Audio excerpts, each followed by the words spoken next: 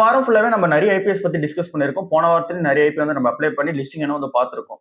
இப்ப டே 3ல அதாவது நேத்துக்கு நாள் டே 3ல வந்து டென்ஷன் இன்ஸ்ட்ருமெண்ட்ஸ் ஐபி வந்து என்ன மாதிரியான ஸ்டேட்டஸ்ல இருக்கு அப்படின்னு சொல்லிட்டு பார்க்கும்போது கிரே மார்க்கெட் பிரீமியம் அமௌண்ட் வந்து அதிகமா தான் இருக்கு. 97% லிஸ்டிங் கிடைக்கிறதுக்கான சான்ஸ் வந்து இருக்கு. நம்ம டே 2ல பார்த்திருந்தோம் 100% லிஸ்டிங் கிடைக்கிறதுக்கான சான்ஸ் இருக்குன்னு சொல்லிட்டு டே 3 க்ளோஸ் ஆயிடுச்சு.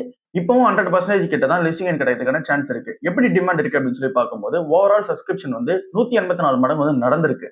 இதுதான் அந்த ஸ்ட்ராங்கான டிமாண்ட் இருக்குதுன்னு நம்ம சொல்லிட்டு இருந்தோம். QAB மட்டும் 302 மடங்கு ஓவராலா சப்ஸ்கிரைப் பண்ணிருக்காங்க. அதிகமா சப்ஸ்கிரைப் பண்ணிருக்காங்க. NIS வந்து 314 மடங்கு சப்ஸ்கிரைப் பண்ணிருக்காங்க அதிகமா. ரீட்டைல் இன்வெஸ்டர்ஸ் வந்து 60 மடங்கு சப்ஸ்கிரைப் வந்து பண்ணிருக்காங்க. சோ இந்த அளவுக்கு வந்து பாத்தீங்க அப்படின்னா இன்வெஸ்டரோட அந்த ரியாக்ஷன்ஸ் வந்து இருக்கு. 83,905 கோடி ரூபாய் ஐபிஓக்கான அந்த ஒரு பிட்ஸ் வந்து பாத்தீங்கன்னா ரிசீவ் பண்ணிருக்காங்க. ஆக்சுவலா அந்த கம்பெனிக்கு வந்து மணி தேவைப்படுறதே வந்து 650 கோடி ரூபாய் தான். 75 லட்சம் அப்ளிகேஷன்ஸ் வந்து போட்டிருக்காங்க. பட் ஆனா இது எல்லாமே கிடைக்குமான்னு தெரியல. உங்களுக்கு ஐபிஓ நீங்க அப்ளை பண்ணிருக்கீங்க அப்படின்னா கிடைக்குமான்னு தெரியல. நிறைய பேர் அலாட்மெண்ட் ஆக மாட்டேங்குதுன்றது தான் ஒரு பெரிய பிரச்சனையா வந்து இருக்கு. இந்த ஒரு ஐபிஎல் உங்களுக்கு அலாட்மெண்ட் ஆச்சு அப்படின்னா பெட்டர் லக். இல்ல உங்களுக்கு அலாட்மெண்ட் ஆகல அப்படின்னா நெக்ஸ்ட் ஐபிஓக்கு வந்து நம்ம வெயிட் பண்ணிக்க வேண்டியதுதான். இப்போதைக்கு இருக்க மாதிரி 97% வந்து லிஸ்டிங் கிடைக்கிறதுக்கான சான்ஸ் வந்து இருக்கு. லிஸ்டிங் பிரைஸ் வந்து 590 ரூபாய் வந்து லிஸ்ட் ஆகலாம் அப்படின்னு எக்ஸ்பெக்டேஷன்ஸா வந்து இருக்கு. ஸோ டே 3ல டென்ஷன் இன்ஸ்ட்ருமெண்ட்ஸ் இப்படி வந்து இருக்கு. நேற்றுக்கு நாள் லலிதா ஜுவல்லரி வந்து பாத்தீங்கன்னா லிஸ்ட் ஆயிருச்சு. லிஸ்ட் ஆகும்போது 32% லிஸ்டிங் வந்து பாத்தீங்கன்னா கிடைச்சது. அதுக்கப்புறமா என்ன ஆச்சு அப்படின்னா 4% வந்து ஏறி 36% வந்து இங்க ஓவராலா வந்து ஒன் டேல கெயின் ஆயிடுச்சு. அப்புறம் வந்து க்ளோஸ் ஆயிருக்கு. இப்போ இந்த லலிதா ஜுவல்லர்ஸை பொறுத்தவரை இப்ப என்ன பண்ணலாம் அப்படின்ற ஒரு கொஸ்டின் வந்து இருக்கு. இந்த ஒரு கம்பெனியோட ஃபண்டமெண்டல்ஸ் பொறுத்தவரை அட்ராக்டிவா தான் இருக்கு. ரிட்டர்ன் ஆன் ஈக்விட்டி அது வந்து பார்க்கும்போது 41% வந்து இருக்கு. ரிலேட்டிவ்லி வந்து பாத்தீங்கன்னா மத்த காம்படிட்டர்ஸோட லலிதா ஜுவல்லரி வந்து சூப்பரா வந்து இருக்காங்க. பட் ஆனா ரிஸ்க் வந்து இருக்கு. நெகட்டிவ் கேஷ் ஃப்ளோவா வந்து பாத்தீங்கன்னா இருக்காங்க. ஆப்பரேட்டிங் கேஷ் ஃப்ளோ நெகட்டிவ்ல வந்திருக்கு. 397 கோடி ரூபாய் வந்திருக்கு. ஃபினான்ஷியல் 2026ல 1066 கோடி ரூபாய்க்கான ஜிஎஸ்டி டிஸ்பியூட் வேற போயிட்டு இருக்கு. ப்ரொமோட்டர் ரிலேட்டடான கன்சர்ன்ஸ் வேற இருக்கு. இது எல்லாமே கொஞ்சம் இம்பார்ட்டன்டான ரிஸ்கா வந்திருக்கு. மத்தபடி வேல்யூஷன்ஸ் பாத்தீங்க அப்படின்னா இங்க வந்து சூப்பரா தான் வந்திருக்கு. ஸோ அதனால இந்த ஒரு ஸ்டாக்கை பொறுத்தவரை இன்னும் கொஞ்சம் விடும்போது கன்சிடர் பண்ணா பெட்டரா வந்து இருக்கும். லிஸ்டிங் எண்ணுக்காகவே வந்து பாத்தீங்கன்னா பார்த்தவங்களுக்கு லிஸ்டிங் எண்ணுக்காக பாக்குறீங்கன்னா ஓகே. பட் ஆனா இது லாங் டர்ம் பர்பஸ்க்கு ஓகே தான். புதுசா கன்சிடர் பண்ணும்போது இப்ப இருக்க டைம்ல பெட்டரா வந்து இருக்காது. ஸோ வெயிட் பண்றது நல்லா வந்து இருக்கு. நம்ம இத்தனை நாள் டிஸ்கஸ் பண்ணாத ஒரு ஐபி வந்து இன்னைக்கு நாள் டே 3ல வந்து இருக்கு. ஆக்மெண்ட் என்டர்பிரைசஸ் ஐபின்னு சொல்லிட்டு அந்த ஒரு ஐபிஎம்மே இங்க கிரே மார்க்கெட் பிரீமியம் அமௌண்ட் அதிகமா தான் வந்து இருக்கு. லிஸ்டிங் எண் வந்து 50% கிட்ட கிடைக்கிறதுக்கான சான்ஸ் வந்து இருக்கு. இந்த ஆக்மெண்ட் என்டர்பிரைசஸ் கம்பெனி வந்து யாரு அப்படின்னு சொல்லிட்டு பார்க்கும்போது இப்ப நம்ம இந்த டிஜிட்டல் கோல்ட்லாம் பை பண்றோம் பாத்தீங்களா, அதுக்கு பின்னாடி இவங்க தான் வந்து இருப்பாங்க. இவங்க வந்து gold and then silver value செயின்ல ஆப்ரேட் ஆயிட்டு இருக்காங்க. இந்த புல்லியன் ட்ரேடிங், அப்புறம் வந்து இந்த digital gold refining, jewellery manufacturing, அப்புறம் கோல்டு பேக்டப் பண்ணி ஃபினான்ஷியல் சர்வீசஸ் ப்ரொவைட் பண்ணக்கூடிய ஒரு கம்பெனியா ஆக்மெண்ட் என்டர்பிரைசஸ் லிமிடெட் வந்து இருக்காங்க. ஸோ இந்த ஒரு கம்பெனியோட ஐபிஓ வந்து இப்போ டே 3 இன்னைக்கு டே 3. ஸோ இந்த ஒரு கம்பெனியோட எஸ்டிமேட்டட் லிஸ்டிங் பிரைஸ் வந்து 1178 ரூபாய் வந்து சொல்றாங்க. 49.5% லிஸ்டிங் கிடைக்கிறதுக்கான சான்ஸ் வந்து இருக்கு. டே 2ஓட டேட்டா வந்து என்னவா இருக்கு அப்படின்னா 9 மடங்கு ஓவராலா சப்ஸ்கிரைப் வந்து பண்ணிருக்காங்க. NIS 20 மடங்கு ஓவராலா சப்ஸ்கிரைப் பண்ணிருக்காங்க. ரீட்டைல் 9 மடங்கு. QAB வந்து 1.85 டைம்.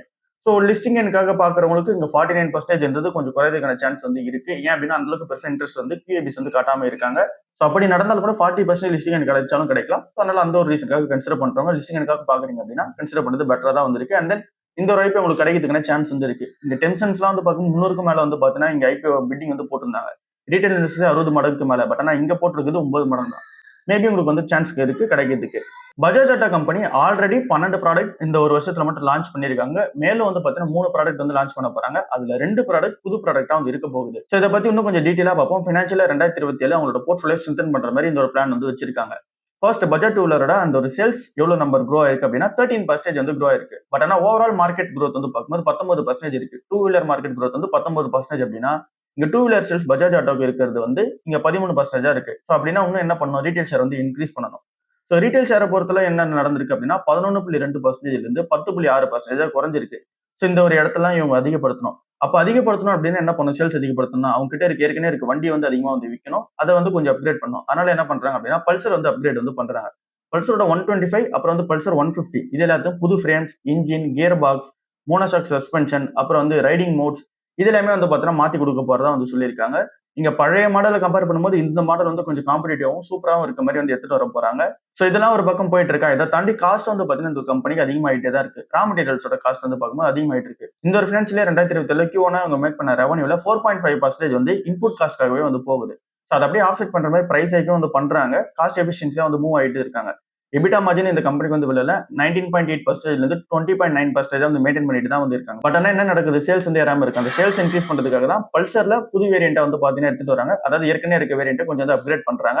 அப்புறம் புதுசா 3 வண்டி வந்து லான்ச் பண்ண போறாங்க. அந்த ஒரு 3 வண்டியில 2 வண்டி கம்ப்ளீட்லி புது வண்டியா வந்து இருக்கு. அது எல்லாமே புதுசா வந்து வரப்போகுது.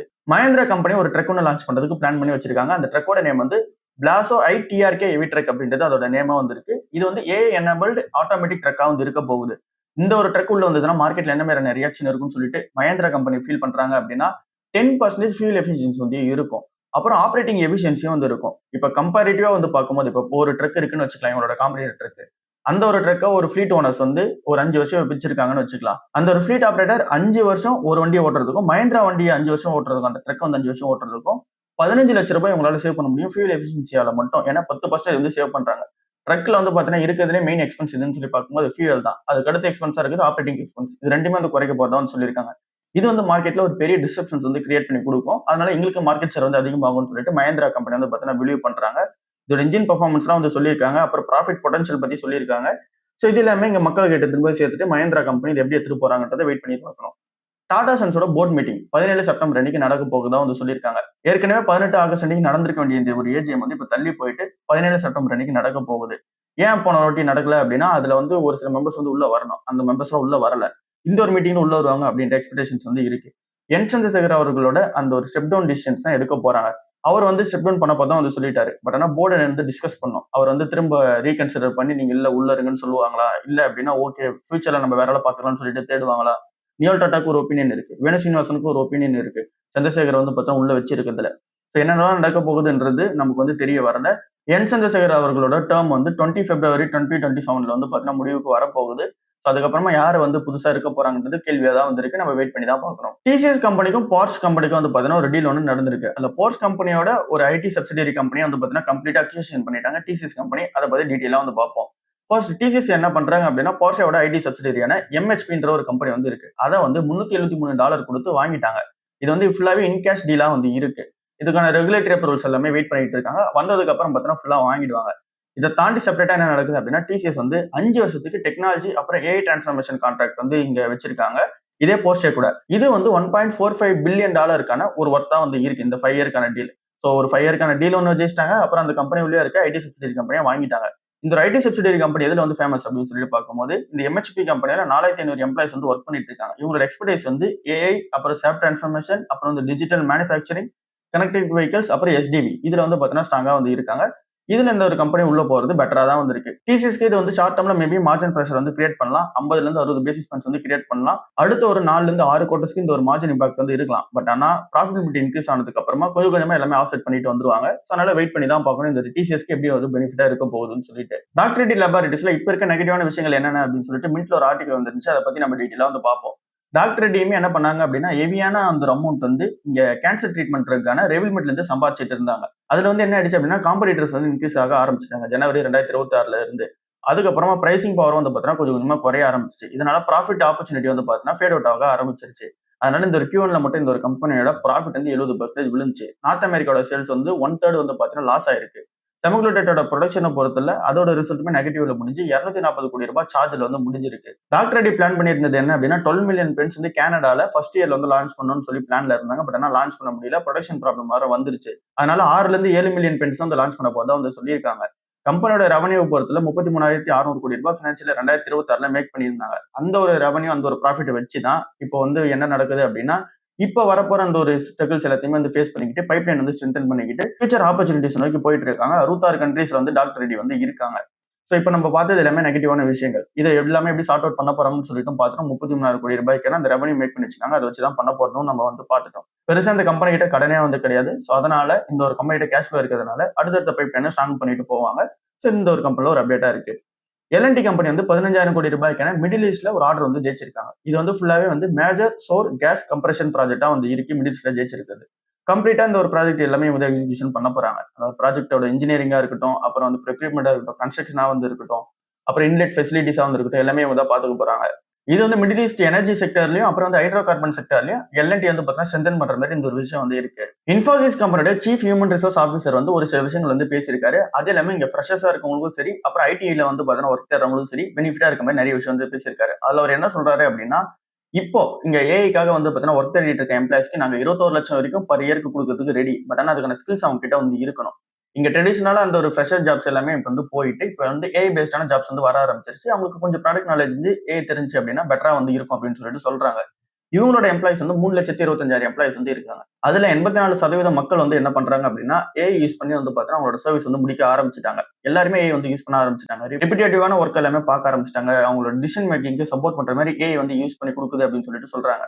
என்னதான் ஏஐ ஏஜென்ட்ஸ் வந்து வந்தாலும் கூட ஹியூமனோட இன்டர்வென்ஷன் வந்து இருக்கும்னு சொல்லிட்டு சொல்றாங்க. லாஸ்ட்டா ரெஸ்பான்சிபிள் செக் வந்து பண்றது இங்க ஹியூமன் தான் வந்து பண்ணுவாங்க. என்னதான் ஏஐ வந்து ஒர்க் பண்ணி குடுத்தாலும் கூட அப்படின்னு சொல்லிட்டு சொல்றாங்க. ஃப்ரெஷர்ஸ பொறுத்தவரை ரூ. 21,00,000 பெர் இயர்க்கு நாங்க குடுக்கறதுக்கு ரெடி. பட் ஆனா அவங்க கிட்ட அதுக்கான ப்ராப்ளம் சால்விங் ஸ்கில்ஸ் இருக்கணும். அப்புறம் ஏஐ ஸ்கில்ஸ் இருக்கணும். ஸ்ட்ராங்கான இன்ஜினியரிங் இருக்கணும். இப்படிலாம் இருந்தா நாங்க குடுக்கறதுக்கு ரெடி. பட் ஆனா இப்போதைக்கு ஹையரிங் குறைஞ்சிருக்கான்னு கேட்டீங்கன்னா குறைஞ்சிருக்கு. போன வருஷம் கூட 20,000 பேர் தான் வந்து எடுத்திருந்தாங்க. இந்த வருஷம் எப்படி எடுக்க போறாங்கன்றதே தெரியல. சோ இது இந்த கம்பெனில ஒரு அப்டேட்டா இருக்கு. கோல்டு பொறுத்தவரை என்ன நடக்குது அப்படின்னா, இப்ப வந்து ஏறிக்கிட்டே வந்திருக்கு. $4,700 பெர் அவுன்ஸ்க்கு மேல வந்து பார்த்தீங்கன்னா, இப்ப கோல்டு வந்து போயிடுச்சு. என்ன ரீசனால கோல்டு வந்து ஏறுது அப்படின்னு சொல்லி பார்க்கும்போது, ஸ்ட்ராங்கான பையிங் மொமெண்டம் வந்து இருக்கு. யுஎஸ் ட்ரெஷரியோட சப்போர்ட்டும் வந்து இருக்கு. யுஎஸ் வந்து என்ன பண்றாங்க அப்படின்னா, லார்ஜான பாண்ட் பைபேக் வந்து பண்ண போறாங்க. அப்புறம் பாண்ட் டீல்ஸுமே கொஞ்சமா குறைய ஆரம்பிச்சிருக்கு. அதனால வந்து கோல்டு மேல வந்து எல்லாரும் மக்களுமே வந்து போக ஆரம்பிச்சிட்டாங்க. இன்வெஸ்டர்ஸ் எல்லாமே அதை நோக்கி போக ஆரம்பிச்சிட்டாங்க. சென்ட்ரல் பேங்க்ஸ் வந்து வாங்கிட்டு இருக்காங்க. இதனால கோல்டுக்கு வந்து பையிங் டிமாண்ட் வந்து இருக்கு. இத்தனை நாளா கோல்டு வந்து தூங்கிட்டு இருந்தது. இப்போ வந்து $4,700 பெர் அவுன்ஸ்க்கு மேல வந்து போயிட்டு இருக்கு. சில்வருமே $69 பெர் அவுன்ஸ்க்கு வந்து பார்த்தீங்கன்னா மூவ் ஆயிருக்கு. பட் ஆனா நேத்திக்கு நாள்ல விழுந்தாலும் கூட ஓவரால் வந்து ஏறிக்கிட்டு தான் வந்து இருக்கு. இதுக்கப்புறமா நம்ம என்ன மாதிரியான டிசிஷன்ஸ்லாம் பார்க்கணும் அப்படின்னா, inflation data, US inflation data வந்து எப்படி இருக்குன்னு பார்க்கணும். அப்புறம் ஃபெட் சேர்மனான கெவின் வாஷோட ஸ்பீச் வந்து பார்க்கணும். இந்த ஒரு 2 விஷயமும் இன்ட்ரெஸ்ட் ரேட் டிசிஷன்ஸ் வந்து பார்த்தீங்கன்னா மேக் பண்ணும். அந்த டிசிஷன்ஸ் வந்து பொறுத்தல இங்க வந்து இன்ட்ரெஸ்ட் ரேட் ஏத்துறாங்களா இறக்குறாங்களா வந்து பொறுத்து கோல்டு வந்து பார்த்தீங்கன்னா ஏறும் இறங்கும். சிட்டி என்ன சொல்றாங்க அப்படின்னா, அடுத்த வந்து 3 மாசத்துல வந்து $4,800 பெர் அவுன்ஸ்க்கு வந்து போகும்னு சொல்லி சொல்றாங்க. அப்புறம் அங்க இருந்து 6ல இருந்து 12 மாசத்துல $5,000 பெர் அவுன்ஸ் வந்து போயிடும்னு சொல்லிட்டு சொல்றாங்க. சோ நம்ம வெயிட் பண்ணி தான் பார்க்கணும். இன்னைக்கான நல்ல மார்க்கெட் எப்படி இருக்க போகுது? கிஃப்ட் நிஃப்டியோட சிக்னல் வந்து 45 பாயிண்ட்ஸ் நெகட்டிவ்ல வந்து இருக்கு. அப்படின்னா நெகட்டிவ்ல ஓப்பன் ஆகிறதுக்கான சான்ஸ் வந்து இருக்கு. ஏசியன் மார்க்கெட் ஃபுல்லா எப்படி இருக்கு? அப்புறம் குளோபல் மார்க்கெட் எப்படி இருக்கு? அப்படின்னா வீக்கா தான் வந்து இருக்கு. ஏசியன் மார்க்கெட் வீக்கா இருக்கிறதுக்கு பின்னாடி இருக்க ரீசன் வந்து யுஎஸ் சாங்ஷன்ஸ் வந்து ஈரான் மேல வந்து போடுறாங்க. அதனால ஓவரால் குளோபல் மார்க்கெட்டே வந்து வீக்கா தான் வந்து இருக்கு. லைக் வந்து சவுத் கொரியா, அப்புறம் ஜப்பான் எல்லாமே வீக்கா வந்து இருக்கு. யூஎஸோட ஃபியூச்சர்ஸ்மே வந்து பார்த்தீங்கன்னா நெகட்டிவ்ல தான் வந்து இருக்கு. க்ரூட் ஆயில பொறுத்தவரை $90 பெர் பேரலுக்கு மேல தான் வந்து இருக்கு. சோ இது எல்லாமே நெகட்டிவான கன்சென்சஸ் தான் வந்திருக்கு. பட் ஆனா இன்வெஸ்டர்ஸ் வந்து திரும்ப பை பண்ண ஆரம்பிச்சிருக்காங்க நம்ம ஊரோட மார்க்கெட்ல. எஃப்ஐஎஸ் வந்து இங்க ₹1,181 கோடி பை பண்ணியிருக்காங்க. டிஐஎஸ் வந்து ₹2,493 கோடி பை பண்ணியிருக்காங்க. சோ இது ஒரு பாசிட்டிவான ட்ரெண்டா வந்து இருக்கு. இதெல்லாம் தான் இன்னைக்கு இருக்க ஓவரால் மார்க்கெட் நியூஸா வந்து இருக்கு. ஐபிஎஸ் பொறுத்தவரை நிறைய பேருக்கு வந்து அலாட்மெண்ட் ஆகல. அதை நம்ம ஒத்துக்கிட்டு தான் ஆகணும். நானே நிறைய ஐபி அப்ளை பண்ணேன். எனக்குமே நிறைய ஐபி வந்து கிடைக்காது. சோ ஐபிஓ கிடைக்கல அப்படின்னா நெக்ஸ்ட் ஐபிஓக்கு நம்ம வெயிட் பண்ணிப்போம். அதனால நம்ம பெருசா வந்து மிஸ் பண்ணிட்டோம் அப்படின்ற மாதிரி வந்து ஃபீல் பண்ண தேவையில்ல.